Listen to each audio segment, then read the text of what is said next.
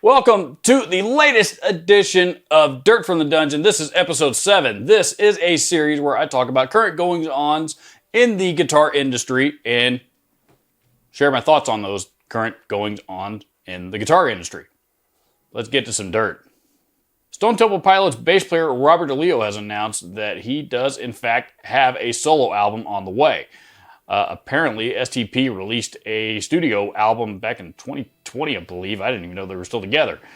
Regardless, both of the DeLeo brothers, Robert and his guitar-playing brother Dean, are excellent songwriters and two of really the main driving force, behind all the early popular Stone Temple Pilots stuff, all the Stone Temple Pilots stuff, not just the early stuff. Anyway, you're probably a lot more familiar with the band Stone Temple Pilots than you are its members, with the exception of Scott Weiland, who unfortunately passed away back in 2015. So I am here to tell you that this album is probably going to be worth checking out.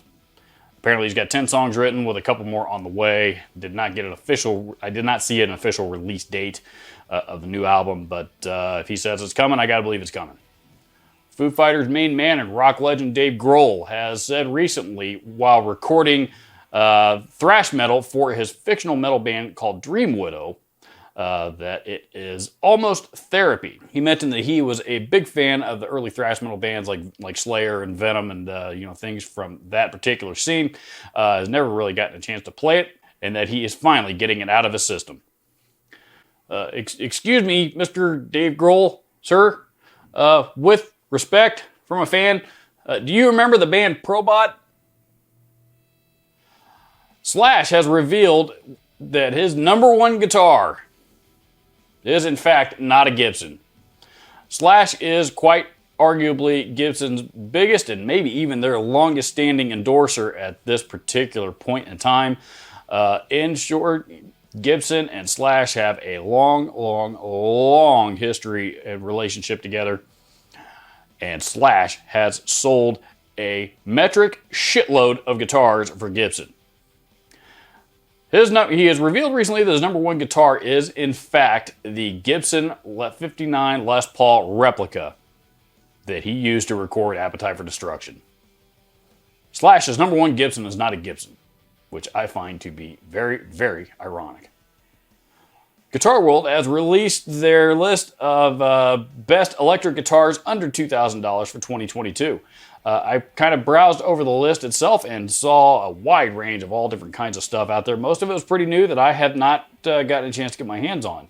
And I thought it was a very, very comprehensive list. I enjoy lists like this because so many, particularly around the end of the year and around the holidays, and that's typical, of what I'm getting ready to say. But most of those guitar lists, best acoustics, best electrics, they're more geared towards the beginner market, and the semi-pro to pro market is really more what I am interested in. And also, I just happen to love guitar gear, and I like reading lists like that. Anyway, it's a cool list, and might open your eyes to some new guitars coming out this year that you might not be aware of. Link down in the description if you want to check it out.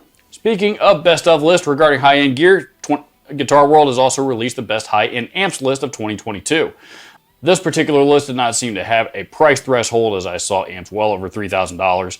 There was a lot of stuff on it, but I'm going to be honest with you, a lot of it were not necessarily amps for 2022.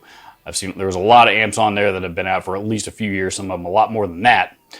Regardless of what amps you see on it, I'm quite sure that you will be seeing every single one of them in a Kyle Bull YouTube video coming soon near you.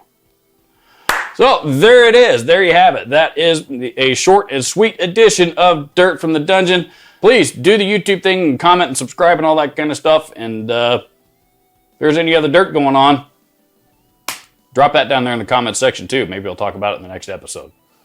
Thank you so much for watching. We'll see you in the next video.